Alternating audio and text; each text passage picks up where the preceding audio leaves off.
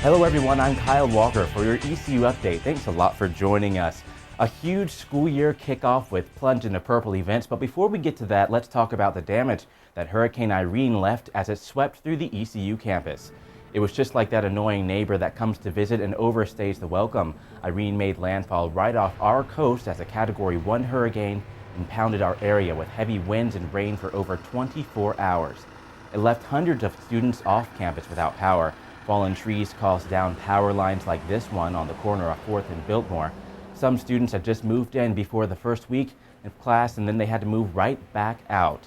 One freshman who lives in Cotton told us that she got back in town only to find her roof leaking. So I come back to find the ceilings just like caved in front of the elevator, and my roommate's just like, well, nothing happened to our dorm, but everyone downstairs got flooded. And she had to keep on alternating cups so that we have these cubbies on top, and the water was coming from top of the cubbies, so she had to keep on changing the cups so that our desk wouldn't overflood. So that was really interesting. And then now I come back and there's like a hole in my ceiling from where the water is kind of breaking, but I don't see any leaking. It's just kind of a cracked ceiling. Even after 170 downed trees and an estimated $1.7 million in damage, classes started back on Wednesday. And now on to something that welcomes all of our new freshmen. Plunge into Purple is a group of events at the beginning of each fall that really strives to welcome the new Pirates. ECU Stars was one of the most popular events, featuring the talent of students through music. 3 judges sit off to the side, making sure everyone receives appropriate feedback. Therefore, the audience can't really make it a popularity contest. And in the end, there was only one first-place winner, but all 3 top contestants sing at Pirate Palooza, which is the huge event at Dowdy-Ficklin Stadium. This year, the format was a little bit different, but created a closer atmosphere where students could get free food, play games, and socialize. Everybody's having a wonderful time. The band's doing a terrific job. It's going to be a great year. It's going to be a lot of fun, and I'm not sure we needed the bleachers to do that. We did pretty well without them last year, but we got them back, so let's use them.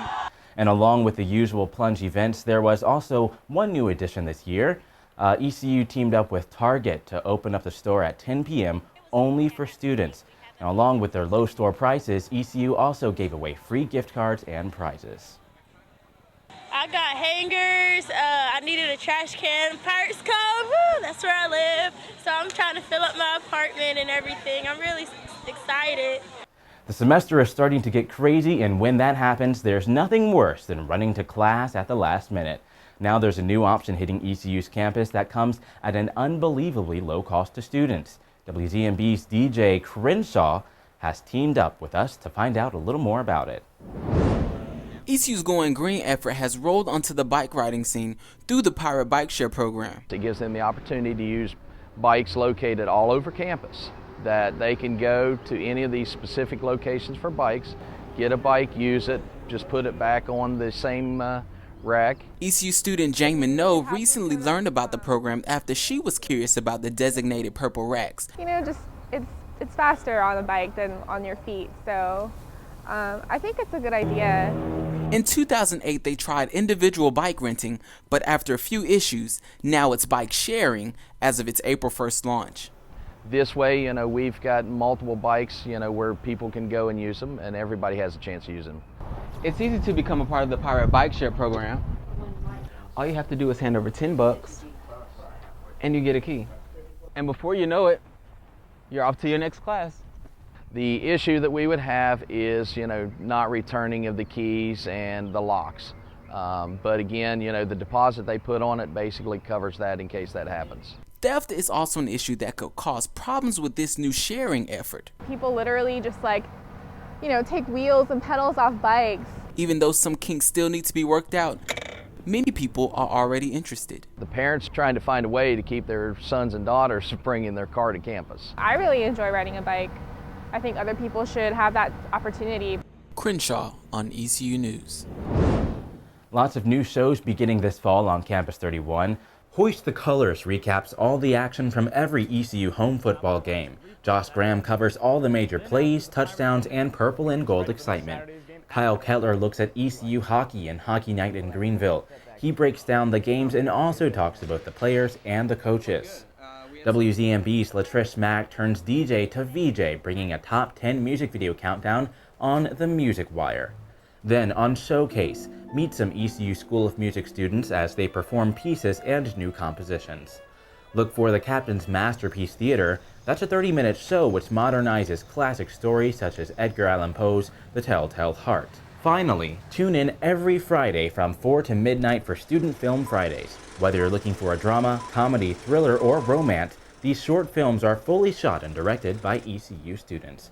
And we're looking for your short films. If you shot any of your own, feel free to submit them to us at our email address. That's campus31@ecu.edu. A new program, Campus Dining, has started could reduce the carbon footprint of ECU. The To-Go program replaces old styrofoam containers used for takeout with a reusable container that students return on their next visit to either Todd or West End Dining Hall. Participants of the program also receive an aluminum bottle which can be refilled with fountain drinks for 99 cents. Organizers hope the program not only reduces overall costs, but encourages responsible dining habits. Last year alone, we used about 145,000 containers in the dining halls for to-go trays. So just having that waste cut down and having just a program that we really hope will make the students more aware of environmental issues. It's time for the segment where we fill you in on Student Government Association updates. Congratulations to all the newly appointed executive cabinet members as they are listed on your screen. If your student organization needs funding from SGA, you need to attend one of the mandatory workshops on either Tuesday, September 20th from 3 to 4:30 or Thursday, September 22nd from 5 to 6:30, both in Minden Hall Room 14. Again, these are mandatory workshops for student organizations that wish to have the ability to apply for funding from SGA during fall of 2011. If there are any conflicts and you just can't attend one of those times, email Justin Davis. His email address is sgatreasurer@ecu.edu. And make sure to follow both the ECU Student Government Association and Campus 31 TV on Twitter, Facebook, and the Inner Pirate Network. You can also get in contact with us through email. Email Chelsea Roach at sgasecretary@ecu.edu, and our email address is campus31@ecu.edu. Well, that's going to do it for us right now. I'm Kyle Walker, and we'll see you right back here on our next ECU Update.